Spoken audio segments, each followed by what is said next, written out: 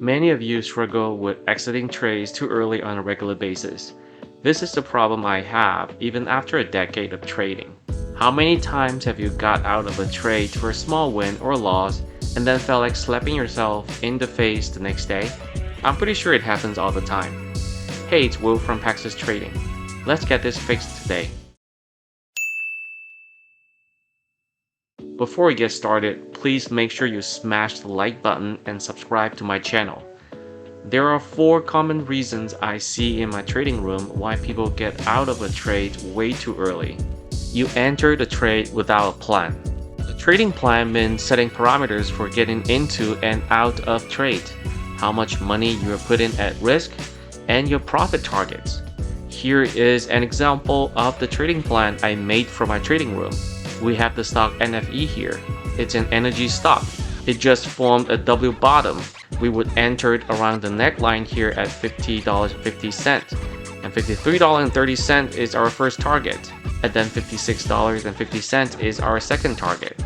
There's nothing wrong with deciding on your profit targets as your trade plays out, because the market changes all the time and it might not always play to your plan. But it's just much easier to stay on the trade with a well-defined plan. You let emotions dictate your trades.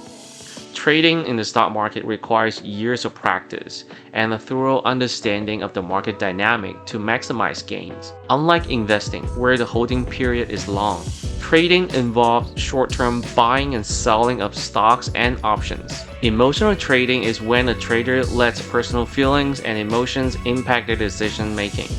Sometimes it can be helpful, but 99% of the time, bringing emotions into trading is a bad idea. It exposes you to unnecessary risk, pivots you away from your trading plans, makes you go through an emotional roller coaster all the time, and lastly, you revenge trade and blow your account. You are not confident with your trading plan or trading skills.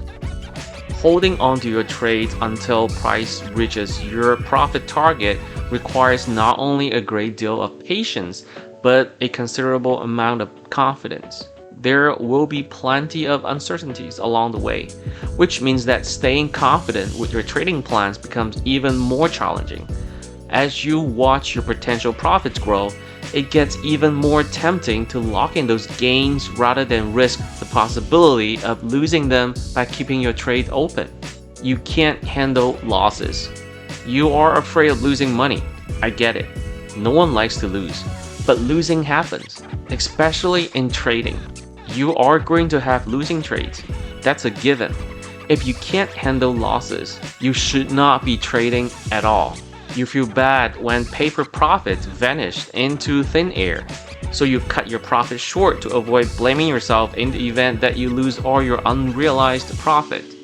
How do we fix this? Today, I'm going to share with you how I take profits with equities and options.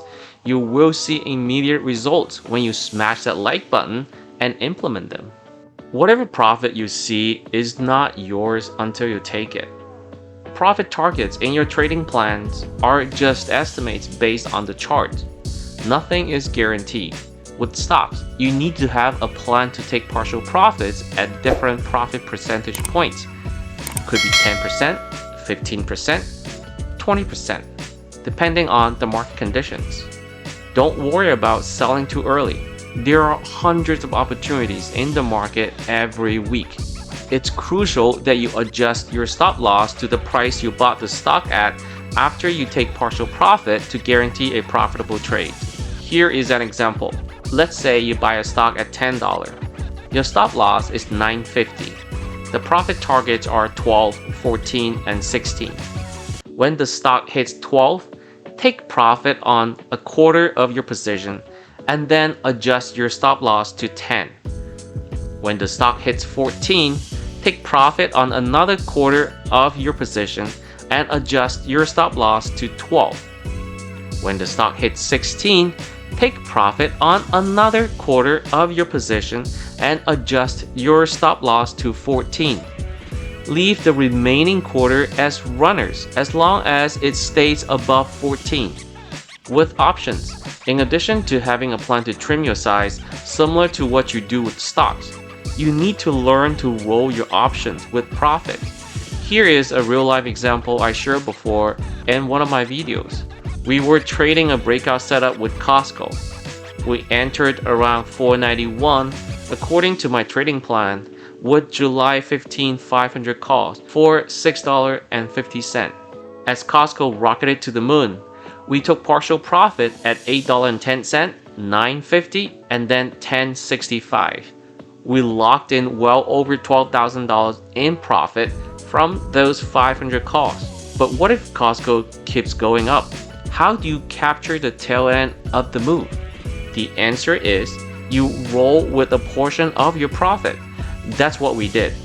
We rolled 20% of our profit from the 500 calls to 515 calls at $3.30. Worst case scenario, our 515 calls go to zero. We would still be able to keep 80% of our profits. It's still a huge win.